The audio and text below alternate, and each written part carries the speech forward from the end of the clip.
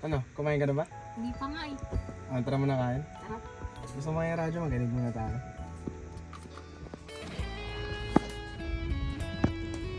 Magandang araw sa inyong lahat mga ka-online natin na sumusuporta sa Papa Stories.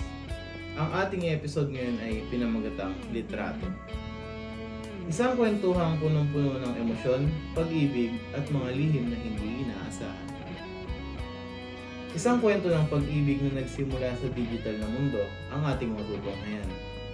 Minsan, di ba may mga relasyon tayong hindi inaasahan na nagsisimula sa simpleng hi o hello lang sa online?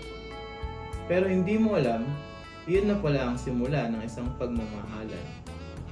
Pero, paano kung ang lahat ng iyon ay magtatapos sa paraang hindi mo inaasahan?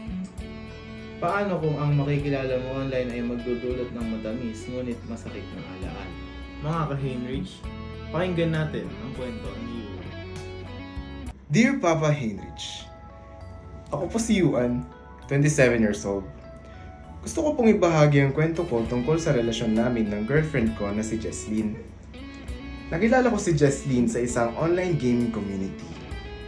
Sa una, hindi ko inaasahan na magiging malalim ang aming koneksyon dahil casual chat lang ang mga usapan namin noon. Pero habang tumatagal, lumalalim ang relasyon namin at naging kami na. Kahit hindi pa kami nagkikita ng personal. Papa Heinrich, sobrang ganda ni Jesslyn. Siya yung tipo ng babae na hinahangaan ng marami. Lalo na sa social media, sobrang sikat niya. At hindi ko na rin may tatanggi na maraming lalaki ang nagpapakita ng interes sa kanya. Kaya naman, kahit nasa online world lang kami, marami pa rin ako nararamdamang takot. At syempre, selos. Nako, mga ka-Heinrich, mukhang may halong takot at kaba ang nararamdaman ni Yuan ngayon. Sa totoo lang, mahirap ang sitwasyon kapag nasa online relationship ka. Hindi mo alam kung sino talaga ang mga taong pumapaligid sa minamahal mo, lalo na kung sikat siya. Ano kaya ang mangyayari? Papa Heinrich, habang lumalalim ang relasyon namin ni Jesslyn, nagdesisyon na kami magkita. Sobrang excited na ako. Pero may halong kaba pa din. Si Jesslyn kasi, nagsimula magbago ang pakikitungo niya sa akin. Parang may nararamdaman siyang pagdududa. Madalas niya akong tanungin kung totoo ba yung nararamdaman ko o kung totoo ba yung mga intention ko.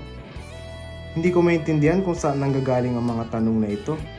Dahil sa tingin ko, dahil ko naman siyang pinapakitaan na seryoso talaga ako. Maya't maya, nalaman ko na mga malalapit pala na kaibigan ni Jesslyn na sina Micaela at Carmi pala ang nagbibigay ng mga tanong at duda sa isip nito. Ayon kay Jesslyn, pinapaisip nila sa kanya na baka may tinatago ako o hindi ako totoo.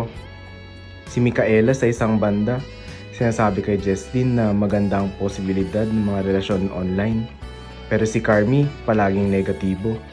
Lagi niyang sinasabi na maraming manluloko at hindi dapat basta magtiwala, lalo na sa isang taong nakilala lang sa internet. Pero sa kabila ng lahat, andito pa rin kami ni Jesslyn. Masaya pa rin kaming dalawa. Mga ka-Heinrich, naiintindihan ko na ang sitwasyon. Mahirap na ma-impluwensyahan ng mga kaibigan, lalo na kung ang isa ay nagpapakita ng suporta at ang isa naman ay nagtutulak ng duda. Ano kaya ang magiging epekto nito kay Jesslyn? Kaso Papa Heinrich, dumating yung araw na mas lumalayo na si Jesslyn sa akin. Parang hindi na siya yung babae na kilala ko dati. Mas naging malamig na siya. At may mga pagkakataon na hindi na siya sumasagot sa mga tawag o kaya messages ko. Hanggang sa nalaman ko na lang na sina Micaela at Carmi pala ang dahilan ng pagbabago niya. At dahil malapit sila kay Jesslyn, sinasamantala na nila ang pagkakataon na lasunin ng isipan niya. Pinalalabas nila na hindi ako makapagkakatiwalaan na baka gumagamit lang ako ng online relationship para magsinungaling o lokohin si Jesslyn. Grabe mga ka-Heinrich! Mukhang ang pagkakaibigan nila ay nagdudulot ng pagdududa sa relasyon ni Yuan at Jesslyn. Isang klasikong kwento ng pagdududa na may halong intriga at inggitan. Paano kaya ito haharapin ni Yuan?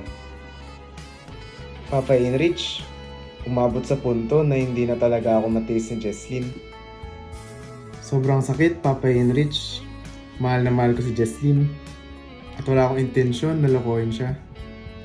Gusto ko lang naman ng chance sa patunayan ng sarili ko sa kanya.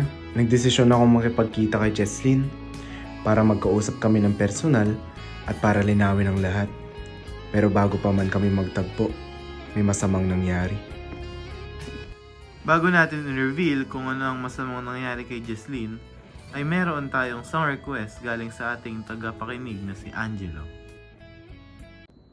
Ang aking kamay at tayong dalawang mag-asik ng kaligayahan. Tamo ng salita ko ay andanan tumapak sa lupa. Tapos lang naghihintay ang tayong labay. Oras ay lihinig magdahan-dahan. Sinasansang mga kulitan na para bang tayo di natatandaan. Di gaya na sa uli. At tayo ay muling nagbabalik mga kapapa Heinrich. Ano nga ba ang dadatnan ni Yuan sa kanyang pagbisita kay Jesslyn? Papa Heinrich, sinugod si Jesslyn sa ospital matapos itong mawalan ng malay. Nagulat ako nang malaman kong lason pala ang dahilan ng pagka-ospital niya. Hindi ako makapaniwala, Papa Heinrich. Pero nadiskubre ko na sila Micaela at Carmi pala ang may pakana nito. Nagawa ito ni na Carmi at Micaela sa kadahilan ng sa sobrang selos at galit dahil na rin sa sobrang biyaya na ibinibigay kay Jesslyn, maparelasyon man at sa pang-araw-araw na buhay. Nilason nila si Jesslyn. Nakakilabot na naisip nilang gawin iyon para lang masira ang relasyon namin. Buti na lang at naagapan si Jesslyn at ligtas na siya ngayon. Pero ang tiwala ni Jesslyn sa mga ito ay tuluyan ng nawasak. Sa awa ng Diyos ay naagapan naman si Jesslyn at bumuti na ang kanyang kalagayan. Siya ngayon ay nagpapagaling at muli naming binubuo ang relasyon namin. Papa Heinrich, pagkatapos ng lahat na nangyari, hanggang ngayon ay hindi ko pa rin mapatawad sina Carmi at Micaela.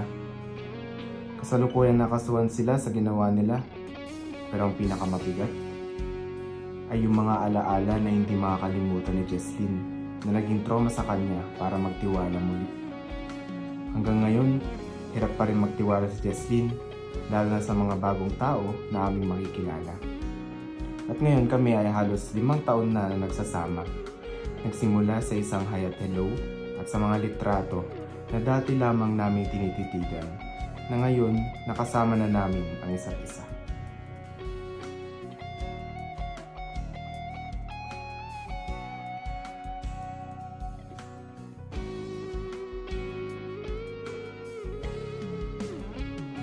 Grabe mga ka-Heinrich, ang sakit ng kwentong ito.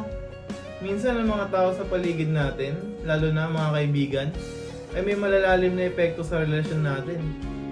Hindi lahat ng payo ay para sa ikabubuti. At minsan may mga tao ring hindi natin alam ay may masasamang intensyon. Maraming salamat Yuan sa pagbabahagi ng iyong kwento. Sana ay magsilbing aral ito sa ating lahat na sa isang relasyon, mahalaga ang tiwala. Hindi lang isa-isa't isa, kundi pati na rin sa mga kaibigan na nasa paligid natin. Hanggang sa muli mga ka-Heinrich, ako po si Papa Heinrich at ito ang inyong paboritong tambayan ng mga kwento ng pag-ibig at buhay. Mag-ingat sa pag-ibig at laging tandaan, huwag hayaang masira ng duda ang tunay na pagmamahalan.